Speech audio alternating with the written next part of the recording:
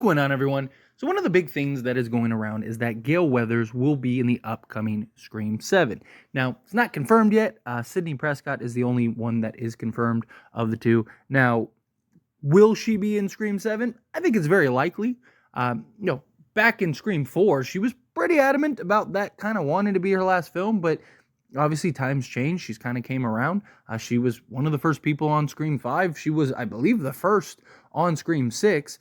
So makes a lot of sense that, hey, she'll return to Scream 7. I assume that it would be based on, the role and what her character's supposed to do, what is it going to bring. Not just that, but with Kevin Williamson, her relationship with Kevin, I think would be a nice draw. I'm sure that also helped sway Nev Campbell, right, into returning. So you add in Gale Weathers, Sidney Prescott, you have the makings of a quality film, right? It depends on the story, right? Story execution is everything. If you tell a good, convincing story with these two, then I think that, if you build it, they will come type thing.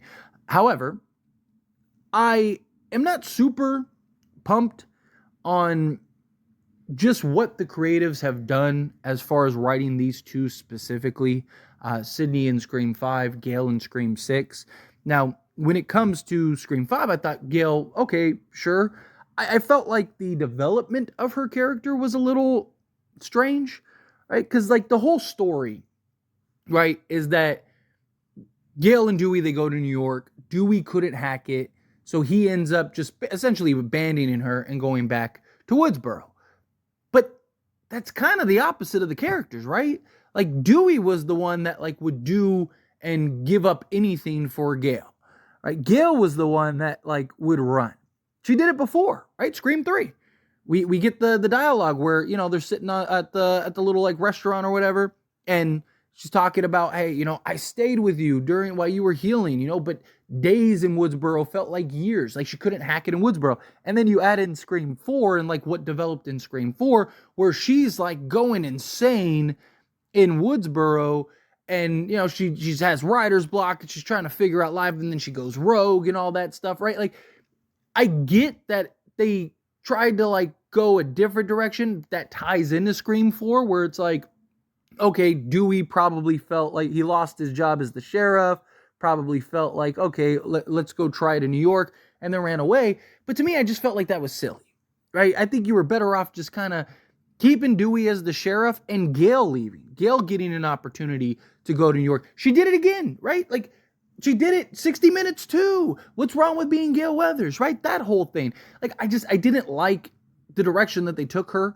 And I love Gale Weathers and her character. I think, and I've said it and I stand by it, I think she's had the best character arc out of all the characters, even more than Sidney Prescott. Her development has been great. I just feel like it's been sort of lackluster. And then in Scream 6, what purpose did she serve? I mean, seriously, she shouldn't have been in the film at all. The only thing that she did that was significant was discover the shrine, but Detective Bailey tells you that he was going to reveal it. It's just Gale beat him to it. Right? Outside of that, what did she do? I mean, yeah, the scene was cool, where she got attacked and stuff, but she didn't add anything. She was just kind of like a background character, a glorified background character, almost like a glorified cameo more than anything. And that's what Sidney basically was in Scream 5. Yeah, she had I guess a handful of scenes, but in reality, you get the establishment of the kids. You don't even get to see her with her husband. You see Mark Kincaid, which I get. They weren't able to get Patrick Dempsey, right? But even then, they just kind of throw out Mark, right? For us Scream fans, we know, oh, Mark Kincaid. And then Sidney Nev even confirms it. But to the casual fan, to the average person in the audience, they're probably like, who's Mark? They're not making the connection. And even those that do, they didn't say, oh, if he would have said, oh, how's Kincaid? Something like that, sure, then that would have made a little more sense. But then again, what did Sidney do in Scream 5 that was so significant, right? It was cool seeing her shoot through the doors and the I'm bored thing, but outside of that, her putting the tracker on, she says in the movie she learned it from Gale, right? My thing is you gotta properly utilize these two. Have the Ghostface. I don't want to see Ghostface. I don't want to see Ghostface basically centered around Gale and Sidney, right? Because I don't want to see another relative or another, like, how many people genuinely want Sidney dead? To me, it's like, you don't need an explanation for why Ghostface is going after Sidney. She's the white whale, right? She's the one that all the Ghostface want to get. All the Ghostface want to kill. Same thing with Gale, right? All of these Ghostface, what would they love? Hey, Gale and Sidney happen to be here? Perfect. Now I get an opportunity to kill them also, right? Like, they're not, you don't need an explanation for why Ghostface is going after Sidney. I'm not saying don't have one. You can have some kind of reason that maybe makes sense to the plot, but I would rather them just kind of, why are you doing this to Sid? And it's like, because, I want to be the one to kill her, right? You can't explain crazy. To me, they're going to have the new characters. There's even like rumors going around. Again, take all the rumors with a grain of salt, but there's rumors going around that, there's going to be, like 3 other supporting characters or like main characters that are being brought on around Nev. Now, one of those could maybe be Courtney Cox. We'll see. Time will tell. So maybe it's only 2. But point is, let's say there's a handful of characters that are going to hold some significance, some prominence. And there's supposed to be like kind of like a half Sidney, half character, new character movie. Obviously, they're all going to intertwine and it's going to be, one story, but you're supposed to get a good amount of development for Sidney and, her backstory, which you got to do, right? Given that, she's married now. Like, if you're going to have Mark Kincaid in the film, Patrick Dempsey, right, there's a lot you're going to need to cover. You're going to need to give us a little glimpse and insight into her life. So you get that, whatever, and then you get the new cast. That's fine. Like, have the new cast, develop them properly, but make sure you don't sacrifice what you could do with Sidney and Gale for the new characters, right? Scream 4 is a great example of this. Not sacrificing the good, but how to properly balance, right? In Scream 4, Sidney wasn't the main character. If you watched that movie, you might have felt that, but no, the story was about Jill. Everything centered around Jill. Jill was the main character. But Sidney ended up just by circumstances getting there, being involved, being targeted, right? Like, you were able to build Sidney and Dewey and Gale's character and tell and convince and continue to expand their characters while still building Kirby and Jill and all the other characters. Like, that's the whole point. It's finding the proper balance. Scream 4 is an excellent example of how to kind of split the new with the old. You gotta give me something with Gale. You gotta give me something with Sidney. I don't want them to just be basically glorified cameos. If that's the point, if you can't come up with something convincing and something good for their characters, then don't have them in it.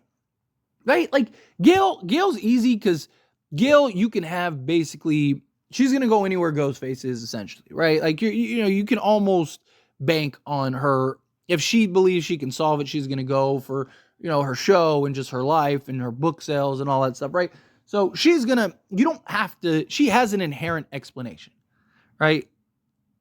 But if you can't tell a good, convincing story that continues to add and build to her character, to me, use her almost getting brutally tore up, as a way to not have her in this movie.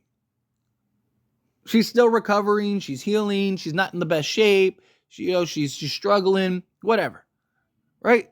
Do something to explain her not in this film if you can't properly build her. Now, again, if you can, and you can have her, like in Scream 4, where you got to see the trajectory of her character, and you got to see all the little ins and outs, and just a look and glimpse into her life and her struggles and stuff, and Sidney, and the new characters, and Dewey. And if you can do that, and you can tell a convincing, good story, then fine, have her in it. But if you're just having her in it just for the sake of having her in it, I'm not sold on that idea personally. I would much rather you just move on, be done without it. It would suck. It would hurt, because, we love these characters, right? But hey, it is what it is, right? We're going to have to move on from these characters eventually. You're not going to be able to have these characters forever. So go a different direction. There's nothing wrong with that, right? I'm tired of in Scream 5 and 6, them essentially only being able to highlight one. And to me, that's the writing. To me, that's lack of creative storytelling for all the characters, not being able to balance them out. I mean, look at Sam. The consensus was Sam was terrible in Scream 5. Why? Because they didn't write her character well and develop her properly. And did a lot with it with Sidney. A lot of people were disappointed with Sidney. Why are people disappointed? Because again, it goes to the writing. And I know some people get on me about being so critical about the writing, but where am I wrong? Where again, the consensus was it wasn't just me saying, "Oh, I didn't like Sam as a character." I actually kind of defended Sam as a character in Scream 5. But everybody was like, "Hey, this is not a good character." Okay, where do you get that from? What material did Melissa... Scream 6, people loved her, came around. The consensus was she was great, right? So people originally thought, okay, maybe it's the actress. But then Scream 6 came around, so then clearly it was the writing. Clearly it was the material she had to work with. They gave her better material to work with in Scream 6, right? And again, Scream 5 and 6 were in many ways just rehashes of 96 and Scream 2. So again, tell me where I'm wrong. I want this to be a good movie. I want these characters to be developed. I want to continue the story. Look, I have said many times that I believe that they should move off of Sidney Prescott. I still feel that way, but I understand given the circumstances and given the situation that they're in, okay, fine, let's do it. But you got to tell a good story with Sidney Prescott. If you don't know how to write her character because she's not your character and it's awkward and you just kind of don't know where to go with her, okay, then fine, then don't have her in the movie. That's fine. You can still have success. Scream 6 didn't have Sidney and it was successful. It was fine.